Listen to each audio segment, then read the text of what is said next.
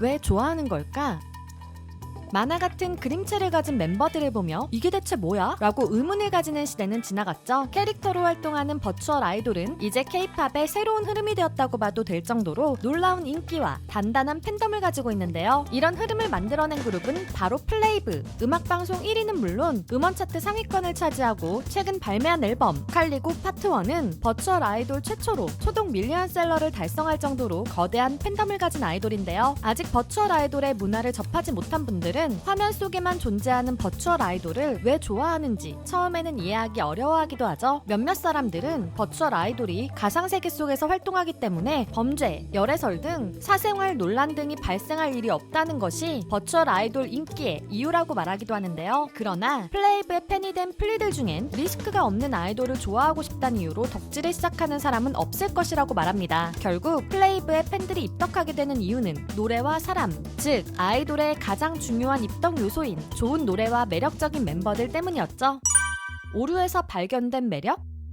플레이브가 대중적으로 많은 관심을 받기 시작한 앨범은 Wait for Love가 타이틀곡인 미니 2집인데요. 2023년 데뷔하여 꾸준히 팬들이 많아진 플레이브는 이 앨범으로 버추얼 아이돌 사상 최초 음악방송 1위를 하는 놀라운 사건을 만들었기 때문이었죠. 이 일을 계기로 많은 사람들이 플레이브의 노래를 듣게 되었고 작년 8월 발매한 싱글 펌프 업 더 볼륨을 기점으로 플레이브의 이전 노래들까지 음원 차트 상위권을 차지하게 되었습니다. 팬덤의 힘으로 짧게 상위권을 차지하고 내려오는 것이 아닌 이전 노래들까지 긴 시간 음원 차트 상위권을 차지하며 플레이브의 노래는 대중의 귀를 사로잡았다는 것을 보여주었는데요. 이렇게 노래를 통해 플레이브에 대해 관심이 생긴 사람들은 이들이 어떤 아이돌인지에 대해 궁금해하기 시작했죠. 그런 사람들에게 가장 많이 언급된 것은 오류 모음 영상들이었는데요. 기술적 오류로 인해 캐릭터가 이상하게 보여지는 부분들은 팬이 아닌 사람들에게도 웃음을 주며 플레이브를 보게 만들었고 결국 멤버들의 매력적인 성격들을 알게 만들었죠. 다정하고 책임감이 강한 리더 예준 부터 솔직하고 직설적이지만 츤드레 같은 면이 있는 노아, 엉뚱하고 예측 불가능한 귀여운 밤비, 차가워 보이는 캐릭터인데 팬들에게는 사랑둥이인 은호, 형들을 잘 따르는 순수하고 귀여운 하민까지 다양한 캐릭터를 가진 멤버들이 보여주는 즐거운 케미가 사람들을 플레이브에 입덕시키는 원동력이었습니다. 그리고 플레이브에 더욱 빠져들게 하는 것은 이들의 서사였죠.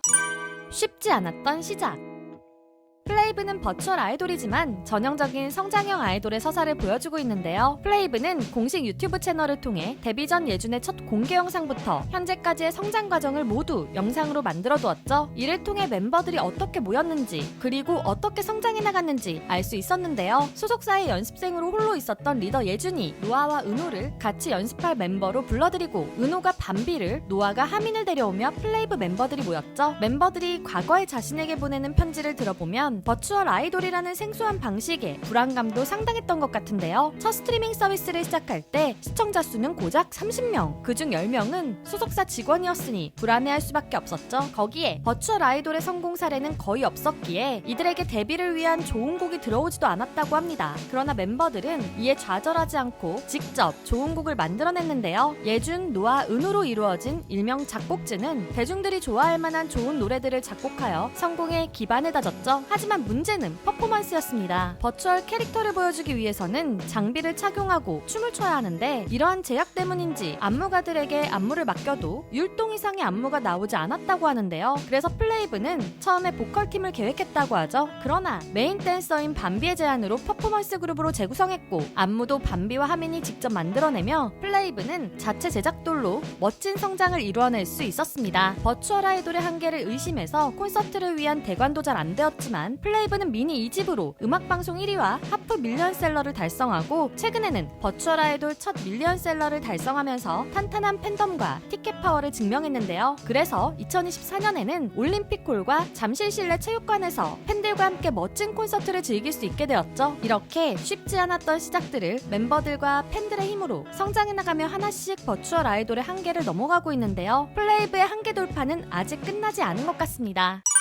글로벌 국내에서 인기 있는 K-팝 아이돌이 해외에서도 인기를 얻는 것은 이제 더 이상 어색하지 않은 일이 되었는데요. 플레이브도 글로벌 인기를 알아볼 수 있는 빌보드 차트에 입성했습니다. 최근 발매된 컴백 앨범 칼리고 파트 1이 미국 빌보드 글로벌 200 차트에 195위로 진입하게 된 것인데요. 버추얼 아이돌이 이 차트에 들어간 것은 최초라고 하죠. 순위는 아직 높다고 볼 순 없지만 플레이브의 글로벌 인기가 시작되었다고 볼 수 있는데요. 특히 반응이 온 곳은 일본이었습니다. 일본도 국내처럼 유튜브나 스트리밍 플랫폼에서 다양한 버추얼 캐릭터들이 활동하고 있어서 버추얼 아이돌을 좀 더 자연스럽게 받아들인 것 같은데요. 플레이브는 이번 컴백 앨범인 칼리고 파트 1으로 지난 2월 28일 일본의 오리콘 데일리 랭킹에서 1위를 했습니다. 아직 일본 정식 데뷔 앨범을 발매한 것도 아니었기에 많은 플레이브 팬들이 엄청난 성적에 놀랐는데요. 그뿐만 아니라 최근에는 많은 K-팝 아이돌들이 플레이브에 관심을 가지고 함께 챌린지를 보여주기도 했으며 특히 K-팝의 왕이자 플레이브의 작곡자에게도 많은 영향을 준 지드래곤도 최근 진행 중인 굿데이 프로젝트에 함께하고 싶은 아티스트로 플레이브를 이야기하기도 했습니다.